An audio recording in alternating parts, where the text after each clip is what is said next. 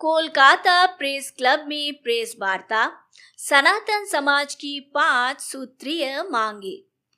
Kolkata press club में आयोजित एक प्रेस वार्ता में पश्चिम बंगाल के सनातन समाज एवं धर्म प्रेमी लोगों की ओर से राज्य सरकार के समक्ष 5 सूत्रीय मांगे रखी गई।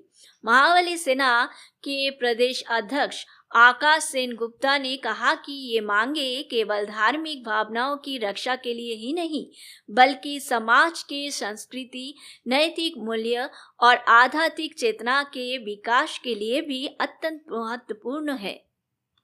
प्रेस वार्ता में निम्नलिखित मांगे रखी गई। नंबर 1, पश्चिम बंगाल के प्रत्येक मंदिर में धार्मिक ध्वज स्थापित करने की व्यवस्था की जाए। नंबर 2, साधु संत की सुरक्षा सुनिश्चित की जाए तथा उन पर होने वाले हमलों एवं उनके अपमान की घटनाओं को रोकने के लिए कड़े कदम उठाए जाए। नंबर 3, गौ माता को राजमाता का दर्जा दिया जाए तथा गो संरक्षण, गो सेवा और गोपालन को बढ़ावा देने के लिए विशेष योजनाएं लागू की जाए।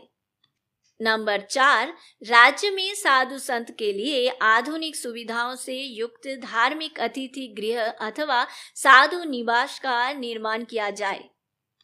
नंबर 5, सरकारी एवं निजी विद्यालयों में विद्यार्थियों के लिए निःशुल्क प्राणायाम, योग तथा मार्शल आर्ट का प्रशिक्षण उपलब्ध कराया जाए।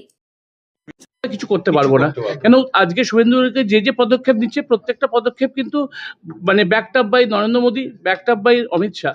সুতরাং গুরুজির সাথে অমিত শাহ এবং নরেন্দ্র মোদী সেভাবেই কানেকশনটা সেভাবেই হয়েছে, যাতে আমরা যা যা পরিকল্পনা করতে চলেছি বা যা যা আমাদের জীবনের উদ্দেশ্য সেগুলো যাতে আমরা সফল করতে পারি, তাই জন্য ওনাদের সহযোগিতা আমাদের একান্ত কাম্য। মুখ্যমন্ত্রীর কাছে এটা আবেদন করেছেন আপনারা? মুখ্যমন্ত্রীর কাছে একটা আবেদনপত্র গেছে অলরেডি।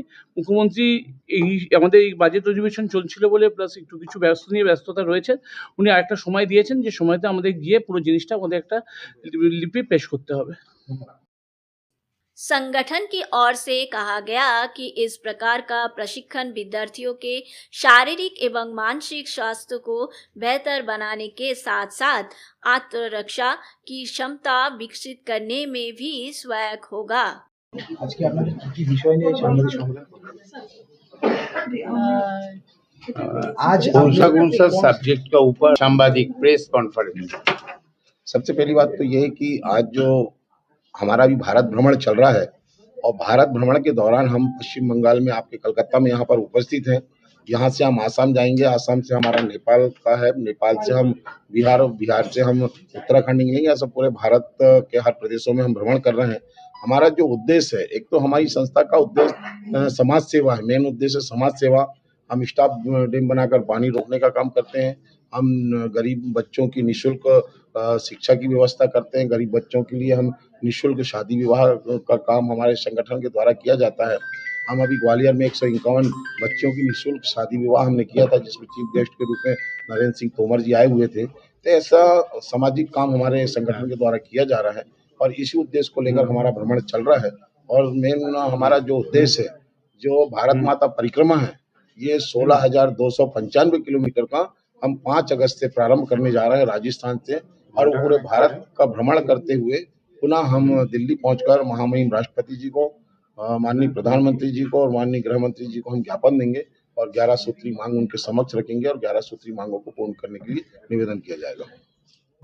प्रेस वार्ता में अंतर्राष्ट्रीय संत वैदिक मंच के अंतर्राष्ट्रीय अध्यक्ष स्वामी खदेशानंद ब्रह्मचारी, राष्ट्रीय अध्यक्ष अनिमेश शास्त्री, प्रदेश अध्यक्ष शुभमय घोष, प्रदेश महिला अध्यक्ष आचार्य चंद्रानी भट्टाचार्य तथा महावली सेना के प्रदेश अध्यक्ष आकाश सेन गुप्ता उपस्थित रहे। মূলত দেখুন, আমরা সাংবাদিক সম্মেলন করার উদ্দেশ্যই হচ্ছিল প্রোডাক্ট লঞ্চিং হলে তো সবাইকে জানানো হয়।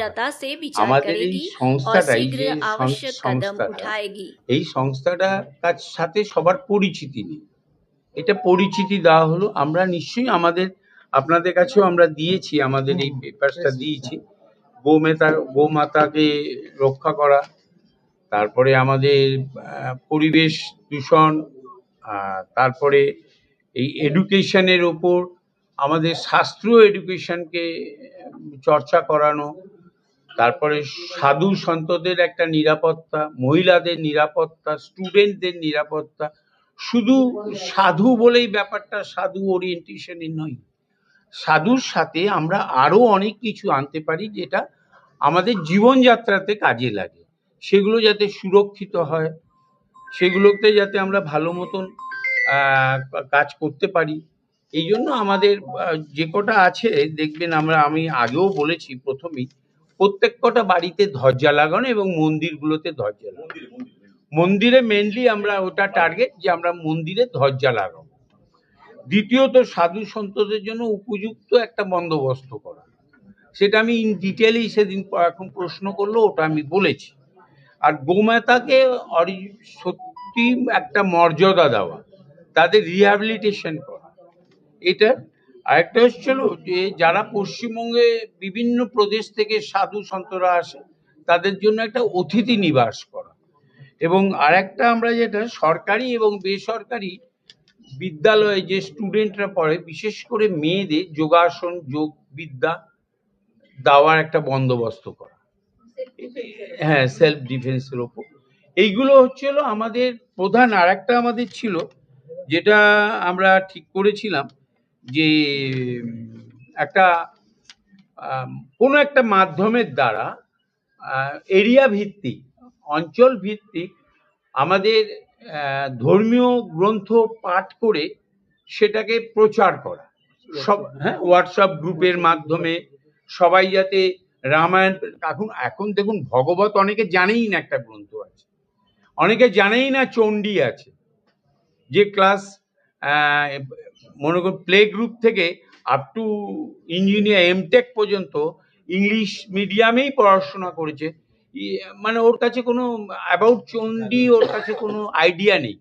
আমরা এই জিনিসগুলো, এই গ্রন্থের বন্দোবস্ত, পড়াশোনা করা, এই গ্রন্থ পাঠ করে তার বর্ণনা নিবেদন করা প্রত্যেকের কাছে, এটা আমাদের একটা বড় উদ্দেশ্য রয়েছে।